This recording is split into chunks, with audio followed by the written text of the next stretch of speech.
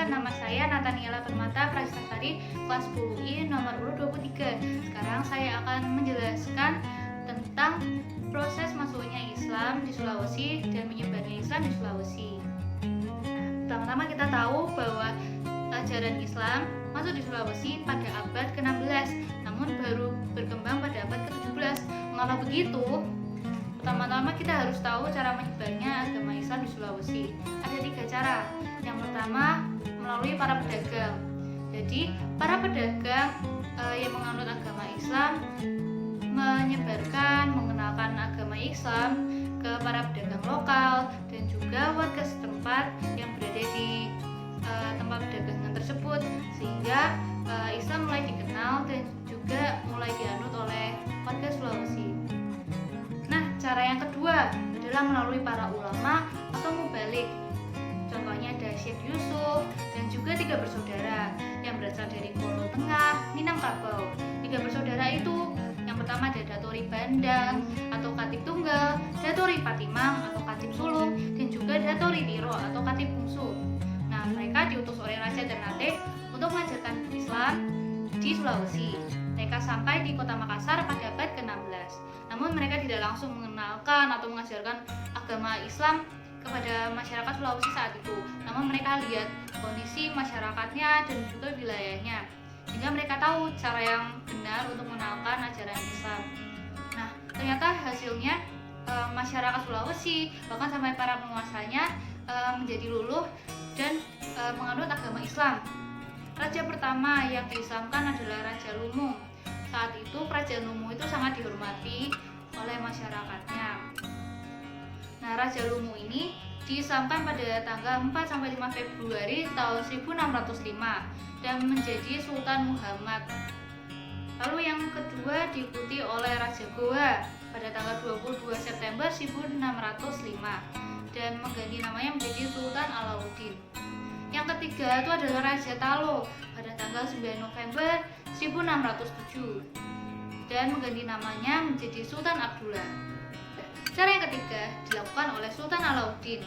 Sultan Alauddin melakukannya dengan 2 cara, yaitu secara damai dengan memberikan hadiah kepada kerajaan tetangga, sehingga kerajaan tetangga memeluk agama Islam. Contohnya ada Kerajaan Sawito, Balani Patimandar, Bantaeng, dan juga Selayar. Namun ada juga kerajaan yang menentang akan menyebarnya ajaran Islam ini dan melakukan perlawanan. Kerajaan tersebut adalah kerajaan Bugis meliputi Bone, Wajo, dan Sopeng. Aliansi ini disebut sebagai Telun Pokowe atau 3 kerajaan besar. Nah, terjadi perlawanan kerajaan Bugis ke kerajaan Goa dan Talo. Nah, perlawanan ini disebut sebagai Perang Islam atau Asal Lengger. Namun, upaya kerajaan Bugis itu gagal dan kerajaan Sopeng ditaklukkan pada tahun 1609, kerajaan Wajo ditaklukkan pada tanggal 10 Mei 1610, dan juga kerajaan Bone ditaklukkan pada tanggal 23 November 1611. Dalam menyebarkan agama Islam bukanlah hal yang mudah. Kali ini dialami oleh Sultan Alauddin. Sultan Alauddin harus menghadapi kerajaan Bugis yang saat itu menentang ide dan pemikirannya untuk menyebarkan agama Islam di Sulawesi.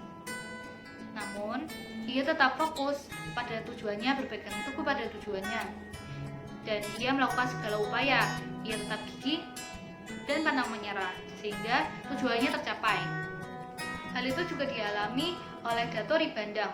Datori Bandang diutus ke kerajaan Goa Talo, yang masyarakatnya saat itu sering berjudi, sabung ayam, dan juga mabuk-mabukan. Nah, ia melakukan pendekatan kepada masyarakatnya melalui dakwah damai yang menjunjung tinggi budaya dan adat istiadat setempat, sehingga masyarakat dan para penguasanya luluh dan berhasil diislamkan.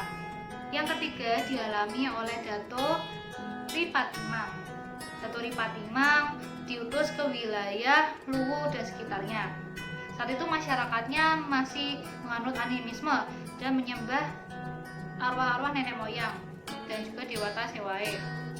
Namun dengan keahliannya ia berhasil mengajarkan dan mendekatkan masyarakatnya kepada ajaran Islam. Yang keempat dialami oleh Datori Tiro. yang ditugaskan ke daerah Bulukumba bagian selatan Sulawesi Selatan.